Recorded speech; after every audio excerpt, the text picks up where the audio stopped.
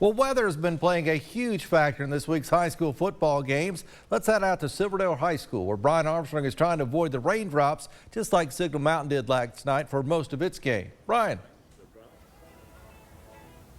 Well, rain was what was predicted for today. Obviously, right now, not the case. I hope it stays that way. So we had games like this one going on actually today, but we had another in here between Silverdale and CCS. We'll have more of that at 6 o'clock. But you also had Signal Mountain and Hickson getting moved to yesterday, where Signal Mountain's running back Garrett Wilson was able to shine. It's nice to be back at running back. 4-0 Signal Mountain and running back Garrett Wilson have really thrived under the new coaching staff.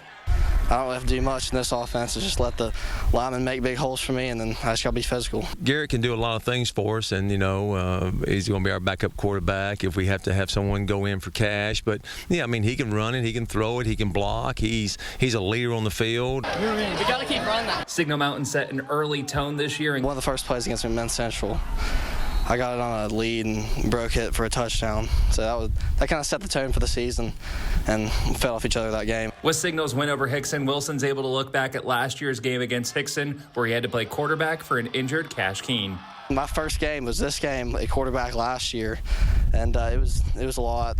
Took a lot of time for me to settle in, but it's a hard position. He quarterbacked last year for back half of the 3/4 of the season when Cash went down. And so this type of running game is the first time for him.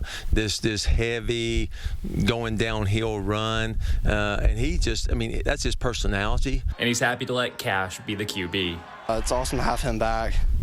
He's a stud. It's fun to be able to run the ball now. It'll be my full-time job instead of having to throw it.